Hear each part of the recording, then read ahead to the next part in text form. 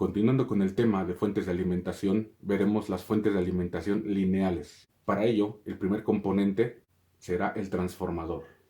Existen diferentes variaciones de transformadores. En este momento analizaremos la más sencilla. En el transformador más sencillo contamos con dos devanados, un devanado primario y un devanado secundario.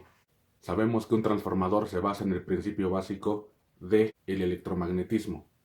Si recordamos las bobinas o inductores del curso anterior, podemos hacer referencia a que las espiras o vueltas de este elemento favorecen la alineación de vectores magnéticos, lo cual concentra el campo magnético. Por lo tanto, se le llama devanado a la serie de vueltas que tiene el transformador. Por lo tanto, el transformador básico cuenta con dos devanados, uno primario y uno secundario. A cada vuelta en el devanado se le llama espira. También sabemos que en la entrada tendremos un voltaje V1, que será nuestro voltaje de entrada del transformador, y tenemos del otro lado un voltaje de salida del transformador. Con estos datos tenemos nuestra primer fórmula, la cual dice que la relación entre el voltaje de entrada sobre el voltaje de salida será directamente proporcional a la relación del número de espiras de entrada sobre el número de espiras de salida. A esa relación adimensional se le llama relación de transformación. Veamos un ejemplo. Si tenemos un transformador con 100 espiras en la entrada y 500 espiras en la salida, y a la entrada le conectamos un voltaje de 120 volts, ¿cuál será la relación de transformación y cuál será el voltaje de salida? Si sustituimos los valores en nuestra fórmula, veremos que la relación de transformación es igual a un quinto, es decir, 0.2. Este valor es adimensional. Posteriormente, en la otra sección de la fórmula, sustituimos los valores de V1 y de R al despejar V2 y obtenemos el voltaje de salida. En este caso podemos apreciar que si el número de espiras de entrada es inferior al número de espiras de salida, el voltaje se verá incrementado. ¿Qué pasa si invertimos los datos en el número de espiras? Si ahora tenemos 500 espiras de entrada y 100 espiras de salida, y a la entrada seguimos conectando 120 volts, obtendremos que esta vez la relación de transformación es igual a 5, y el voltaje de salida será igual a 24 volts. Por lo tanto, si deseamos disminuir el voltaje de salida con respecto al voltaje de entrada, necesitamos un transformador con más espiras en la entrada que en la salida. ¿Qué tanto aumentaremos o disminuiremos el voltaje? Esto depende de la relación de transformación, la cual a su vez depende del número de espiras de entrada y de salida. Teóricamente hablando, se dice que la potencia de entrada será exactamente igual a la potencia de salida. En la realidad, esta potencia no es igual. Siempre tenemos alguna pérdida. La mayoría de estas pérdidas se traducen en calor. Sin embargo, las pérdidas, al ser muy pequeñas, no se suelen considerar a menos que necesitemos un diseño muy exacto. Ahora, si consideramos esta igualdad de potencias y recordamos nuestra fórmula de potencia, sabemos que la potencia es igual al voltaje multiplicado por la intensidad de corriente, lo cual nos recuerda que tenemos una intensidad de corriente de entrada I1 y una intensidad de corriente de salida I2. Con esto vemos que la potencia de entrada será igual a V1 por I1, lo cual será igual a la potencia de salida, que será igual a V2 por I2. Si despejamos esta ecuación, obtenemos lo siguiente. La relación de V1 sobre V2 será igual a I2 sobre I1. Esto fue un despeje. Y al mismo tiempo recordamos que V1 sobre V2 es igual a la relación de transformación. Por lo tanto, al completar esta igualdad, vemos que la relación de transformación es igual a V1 sobre V2 y también es igual a N1 sobre N2, pero en el caso de las intensidades de corriente se invierten, es decir, será igual a I2 sobre I1.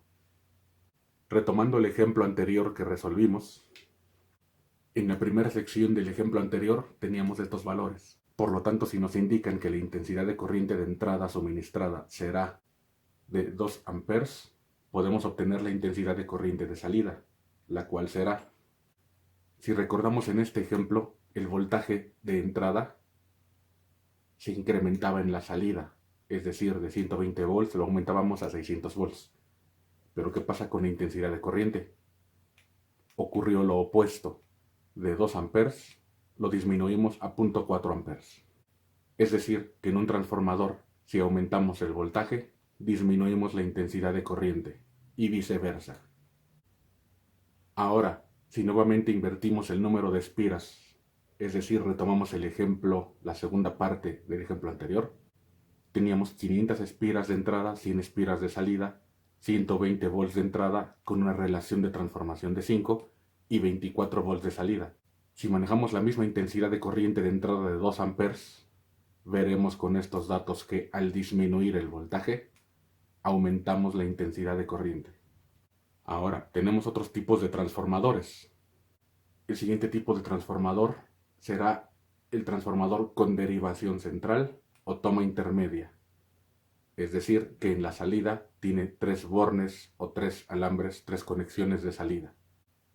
Típicamente la conexión central cuenta con valores intermedios. Es decir, que típicamente tenemos el mismo voltaje en esta sección, voltaje 2A, que el voltaje entre estas dos terminales, voltaje 2B.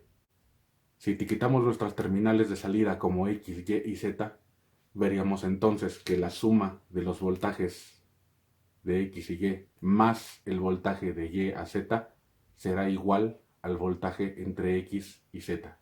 Puede darse el caso, como ya lo han experimentado, que este voltaje no sea simétrico, es decir, si aquí tuviéramos entre X y Y un voltaje de 8 volts y entre Y y Z un voltaje de 2 volts, el voltaje entre X y Z seguirá siendo de 10 volts. Sin embargo, estos dos voltajes fueron distintos. Por lo tanto, si tenemos una derivación central, necesitamos saber si este voltaje es simétrico. Como ya analizamos anteriormente, estos voltajes serán proporcionales al número de espiras que tengamos en cada sección de nuestro devanado. Es decir, esta asimetría se provoca por diferencias entre el devanado en esta sección y el devanado en la sección superior. El siguiente tipo de transformador es aquel que cuenta con 2 devanados independientes en la salida. En el diseño anterior teníamos solamente una derivación central. Sin embargo, en este modelo son 2 devanados de salida independientes. Aquí se aprecia.